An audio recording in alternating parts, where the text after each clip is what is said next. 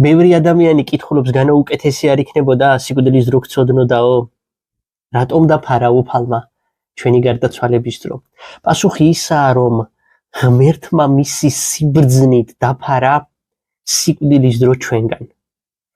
აი ის სახე და ის გვარი, რა სახითაც და რა გვარადაც ღმერთი მოქმედებს ჩვენთან მიმართებით, აი ამ ღმერთის მოქმედების ეს სახე და გვარი ბევრ შემთხვევაში ჩვენთვის აღუქმელია, გაუგებარია და ჩაუწვდომია, იცით?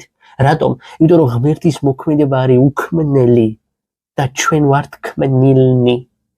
ღმერთს მოქმედებაში შევიმეცნებთ, მაგრამ ეს მოქმედება მაინც უქმნელია. ჩვენი გონება ქმნილია და გვიჭირს ჩავწვდეთ მის სიბრძნეს. გვიჭირს, მაგრამ გვეხმარება რწმენა. ჩამოვთვალოთ რამდენიმე მიზეზი, რის გამოც ყოვლადკეთილმა სამება ღმერთმა დაფარა ეს დრო ჩვენგან. მანინება ასე რომ ეს დაფარული ყოფილიყო. ამან რამდენიმე მიზეზი ვთქვათ. პირველი მიზეზი, რომ გვცოდნოდა სიკვდილის დრო, ცხოვრების წესს ადამიანი სიკვდილის დადგომამდე შეცვლიდა. იცხოვრებდა გარყვნილებაში, თავაშვებულ ცხოვრებაში და იტყოდა, რომ სანამ სიკვდილის დრო დადგება, ცოტა ხნით ადრე მოვინანიებ ყველაფერსო. მაგრამ ასეთი მიდგომა, იცით, დღესაც ხვდებით როგორც ამას სამწუხაროდ საზოგადოებაში. ასეთი მიდგომა ღვთისკაცთმოყვარებას შეურაცხყოფს. არც ასეთი სინანულია მადლმოსილი და არც ასეთი სათნოებაა მადლმოსილი, იცით. ღმერთი არ აჯილდოვებს ასეთ სინანულს და ასეთ სათნოებას. ღირებულება არ აქვს ასეთ სინანულს და სათნოებას ღვთის წინაშე.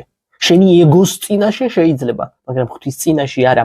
წმინდა ივანე დამასკელი ბრძანებს, რაც იძულებით აღესრულება, არც გონივრულია და არც სათნოებად ითვლება.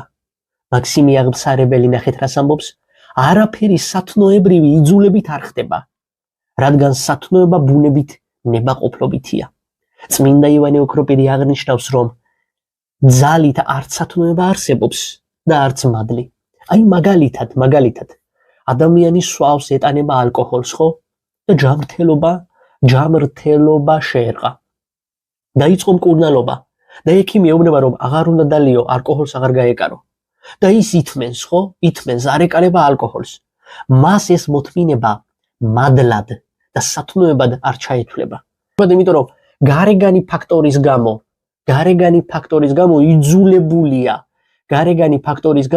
იძულებულია ეს აღასრულა.